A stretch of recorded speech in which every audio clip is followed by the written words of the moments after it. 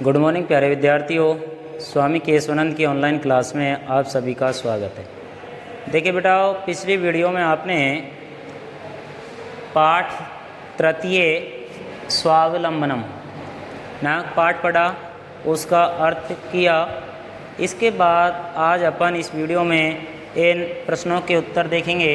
अभ्यास प्रश्न हैं, उनको देखेंगे। पहला क्वेश्चन है आपके, देखें किताब में कि पहला क्वेश्चन है उच्चारणम कुरुते, यानी उच्चारणम कुरुत का मतलब होता है उच्चारण करो। जैसे इसमें जो शब्द लिखे हुए हैं उन शब्द का क्या करना है, उच्चारण करना है, यानी बोलना है। सिर्फ केवल क्या करना है, बोलना है। जैसे मैं आपके सामने बोलता हूँ विंशति, विंशति यानी 20 होते हैं। विंशति है, त्रिशते, चत्वारिंशते, द्वाविंशति, द्वात्रिंशते, द्विचत्वारिंशते, चतुर्विंशति है, त्रयस्त्रिंशत्, त्रयश्चत्वारिंशत्, पंचविंशति, चतुस्त्रिंशत्, चतु है त्रिंशत् भी बोल सकते हैं, चतु है चत्वारिंशत्, अष्टाविंशति, अष्टात्रिशते, सप्तचत्वारिंशत्, नवविंशति, नवत्रिशते और पंचाशत। ऐसे इनका उच्चारण करना है। क्या कह रहा है आपके कि किताब के अनुसार आपके उच्चारण कुरुत क्वेश्चन कहता है कि उच्चारण करो। आपको केवल क्या करना है, इनका उच्चारण करना है, बोल के देखना है। वैसे विंशति यानी 20 होते हैं, त्रिशत मानी 30 होते हैं, चत्वारिंशत, चत्वारिंशत यानी 40 होते हैं, द्वाविंशति है 22 होते हैं, द्वात्रिंशत 32 होते हैं, द्विचत्वारिंशत 42 होते हैं, चतु है विंशति 24 होते हैं, त्रयस्त्रिंशत यानी कि 33 होते हैं, त्रयस्त्रिंशत यानी 33, त्रयश्चत्वारिंशत, त्रय है चत्वारिंशत माने होते हैं 43, पंचविंशति 25 होते हैं, 5 और 20, विंशति यानी 20 होते हैं, पंच यानी 5, 5 और 20 यानी 25 होते हैं। चतु है से त्रिंशत, चतु है त्रिंशत मानी चतु है मानी 4, त्रिंशत 30, 4 और 30 कितने होते हैं, 34। चतु है चत्वारिंशत 44 होते हैं, अष्टाविंशति 28 होते हैं, अष्टात्रिंशत 38 होते हैं, सप्तचत्वारिंशत 47 होते हैं, नवविंशति है 29 होते हैं, 9 और 20 29, नवत्रिंशत यानी 39 होते हैं और पंचाशत यानी 50 होते हैं। अब इसके बाद दूसरा क्वेश्चन आपके सामने लिखा हुआ है, जो देखें, अधोलिखिता नाम प्रश्नानाम उत्तराणि लिखते। क्या कह रहा है कि अधोलिखिता नाम मानी नीचे लिखे गए, प्रश्न नाम मानी प्रश्नों के, उत्तराणि मानी उत्तर, लिखत मानी लिखो। नीचे जो प्रश्न लिखे गए हैं, नीचे लिखे गए प्रश्नों के उत्तर लिखने हैं। प्रश्न दे रखे हैं आपको, उत्तर आपको इनका लिखना है। तो पहला ही क्वेश्चन है आपके सामने, कस्य भवने सर्वविधानि सुख साधनानि आसने।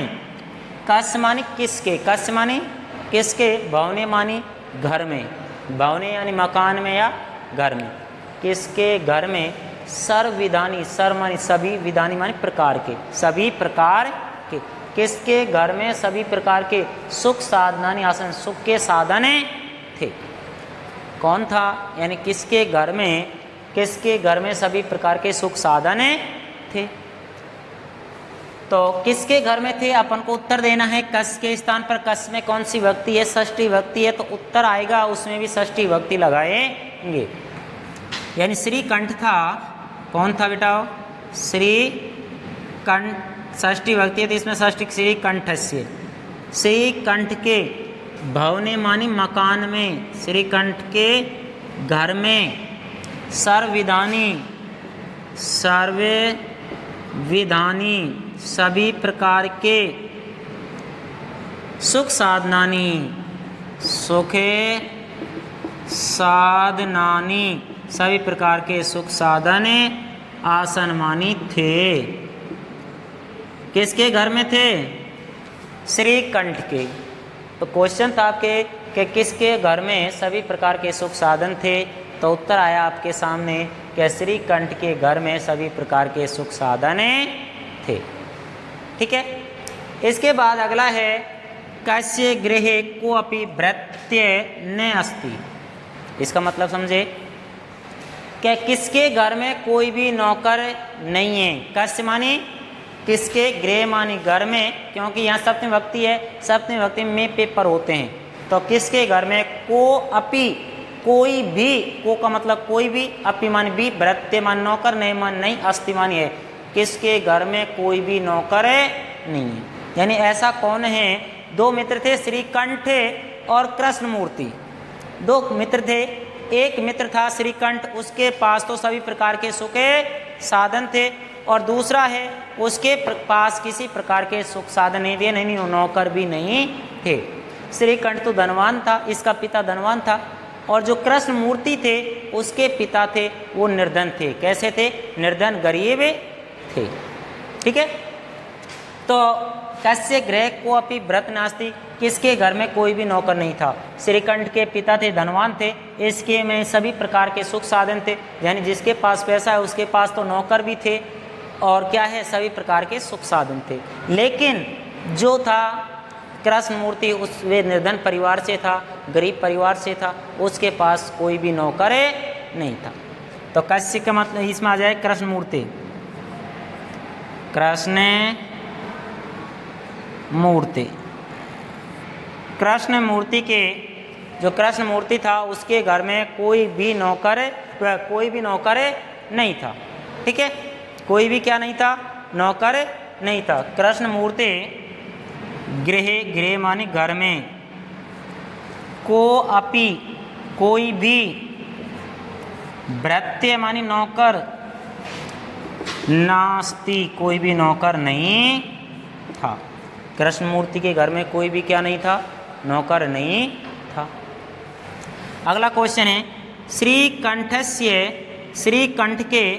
श्रीकंठ का आतिथ्यमान अतिथि सत्कार के कौन करते हैं। श्रीकंठ का अतिथि सत्कार कौन करते हैं। श्रीकंठ है उसका अतिथि सत्कार, यानी जब श्रीकंठ किसके घर जाता है, कृष्ण मूर्ति के घर जाता है, तो कृष्ण मूर्ति के घर जाता है तो उसके माता पिता, कृष्ण मूर्ति और उसके माता पिता उसका क्या करते हैं, अतिथि सत्कार करते हैं। कौन करते हैं, इसका दोस्त था कृष्ण मूर्ति, तो कृष्ण मूर्ति के जो माता पिता थे और खुद था वो उसका क्या करते हैं, अतिथि सत्कार करते हैं। क्या करते हैं, अतिथि सत्कार करते हैं।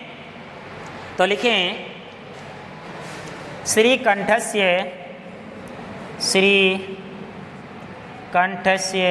श्रीकंठ के आतिथ्य में, श्रीकंठ का आतिथ्य सत्कार कृष्ण मूर्ति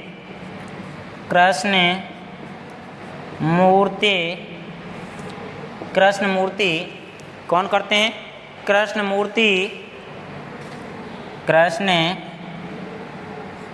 मूर्ति है, कृष्ण मूर्ति यानी श्रीकंठ का अतिथि सत्कार कृष्ण मूर्ति और उसके माता पिता, कृष्ण मूर्ति और तस्य माता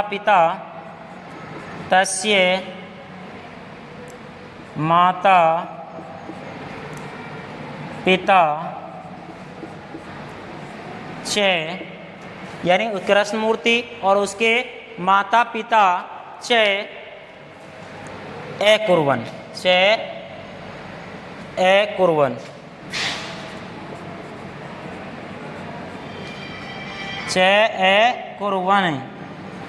क्या है कि श्रीकंठ के अतिथि सत्कार कृष्ण मूर्ति और उसके माता पिता करते हैं। श्रीकंठ और अतिथि माने अतिथि सत्कार कृष्ण मूर्ति और उसके माता पिता करते हैं।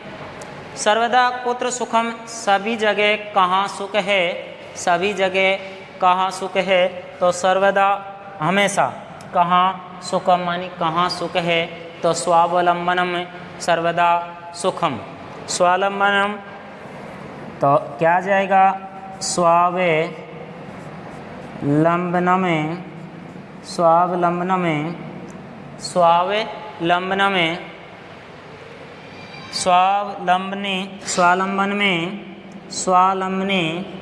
स्वावलंबन में सर्वदा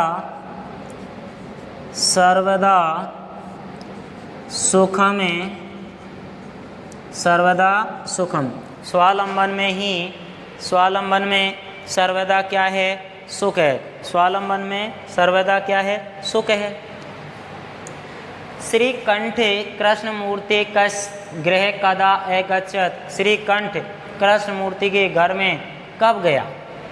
यानी श्रीकंठ था वो कृष्णमूर्ति के घर कब जाता है? तो वो एक बार प्रातः के सुबह के 9 बजे श्रीकंठ कृष्णमूर्ति के घर जाता है। तो श्रीकंठ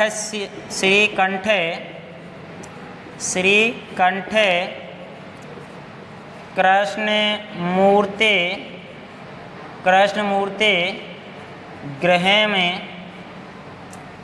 में घर को एक बार प्रातः 9 वादने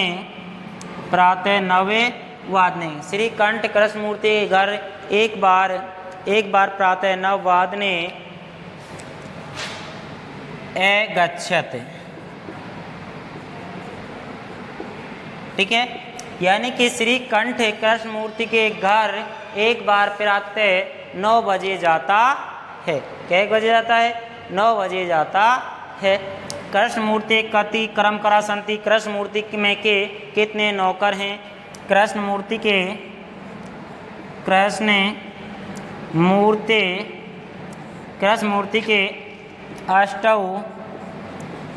अष्टौ क्रमकरा संति। कितने नौकर हैं? 8 नौकर हैं। कृष्णमूर्ति के कितने नौकर हैं? कृष्णमूर्ति के 8 नौकर हैं। ठीक है, इसके बाद अगला क्वेश्चन है, देखें अगला क्वेश्चन। देखिए बेटा, तीसरा क्वेश्चन है आपके किताब में, देखें कि चित्राणि गणित्वा तत् अधे संख्यावाचक शब्द में लिखते। ठीक है, कि चित्र को गिन करके उसके नीचे संख्यावाचक शब्द लिखना है। उसके नीचे क्या लिखना है? संख्यावाची शब्द लिखने हैं। जैसे मान लीजिए ये मटके से दे रखे हैं आपके सामने, तो इनको गिनना है कितने हैं। तो देखें 3, 6, 9, 12, 15 और 3 18। ठीक है, कितने हैं? 18 हैं। तो 18 को संस्कृत में क्या लिखेंगे? तीसरे क्वेश्चन में कितने हैं? 18 हैं। 18 को क्या लिखेंगे? अष्टादश। क्या लिखेंगे? अष्टादश। ठीक है, अष्टादश यानी 18 होते हैं। अष्टादश यानी कितने होते हैं? 18। अष्टादश। इसके बाद अगले आम का चित्र है, तो गिनने कितने हैं? 3, 3, 6, 3, 3, 9, 3, 4, 12, 3, 15, 3, 6, 3, 7, 21 हैं। तो 21 को लिखेंगे एक विंशति है। एक विंशति है। इसके बाद ये दे रखें, इन चित्रों को देखेंगे 3, 6, 9, 3, 12 और 3 15, पंचदश। क्या लिखेंगे? पंचदश यानी 15 होते हैं। पंचदश का मतलब कितने होते हैं? 15 होते हैं। इसके बाद ये दे रखे हैं 3, 3, 6, 3, 3, 9, 3, 4, 12, 3, 15, 3, 6, 18, 3, 7, 21, 3, 8, 24, 3, 9, 27, 3, 30, 33, 36, 1, 2, 3, 4, 5, 6, 7, 8, 9, 10, 11, 12, 3, 36 होते हैं। तो 36 को क्या लिखेंगे? 60, 63, 63 यानी 36 होते हैं। इसके बाद एक कैंची सी दे रखी हैं, ये हैं 1, 2, 3, 4, 5, 6 और 4 4 दे रखे, 6 चौका 24, चतुर्विंशति,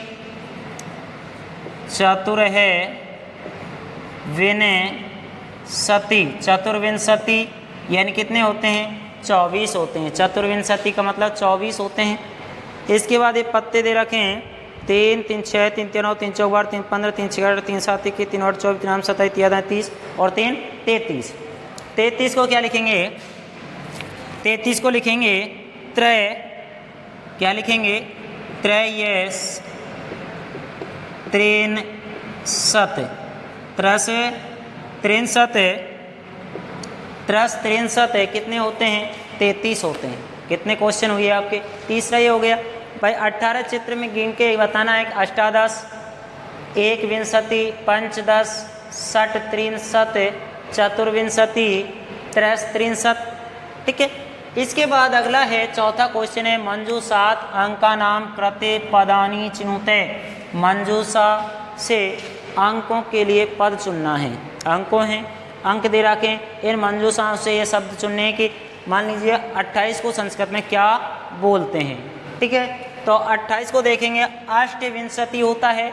अष्टविंशति यहाँ कहाँ दे रखा है? अष्ट या अष्टाविंशति ये रहा। तो यहाँ आप लिख देंगे अष्टाविंशति। अष्टाविंशति है, अष्टाविंशति। इसके बाद 30 दे रखा है। 30 को त्रिशत बोलेंगे। त्रिशत ये रहा, त्रिशत लिख देंगे। त्रिशत। इसके बाद 24 है चतुर्विंशति। चतुर्विंशति है तो क्या है? चतुर्विंशति है, चतुर्विंशति है। 50 को लिखेंगे पंचाशत। 50 को क्या है? पंचाशत। 50 का क्या है? पंचाशत। ठीक है भाई। 28 को अष्टाविंशति या अष्टविंशति बोल सकते हैं। 30 को त्रिशत, 24 को चतुर्विंशति है, 50 को पंचाशत। इसके बाद 27 है। 27 को सप्तविंशति बोलेंगे। कहाँ है? देखें सप्तविंशति है तो सप्तविंशति है, सप्तविंशति है, सप्तविंशति है। 31 हैं। 31 को क्या लिखेंगे? एक त्रिंशत। एक त्रिंशत तो एक त्रिंशत, एक त्रिंशत। 40 है। 40 को क्या लिखेंगे? चत्वारिंशत। चत्वारिंशत, चत्वारिंशत। ठीक है, चत्वारिंशत। तो ये चौथा हो गया। और आज के लिए बेटा इतना ही। आगे अगली वीडियो में देखेंगे। धन्यवाद।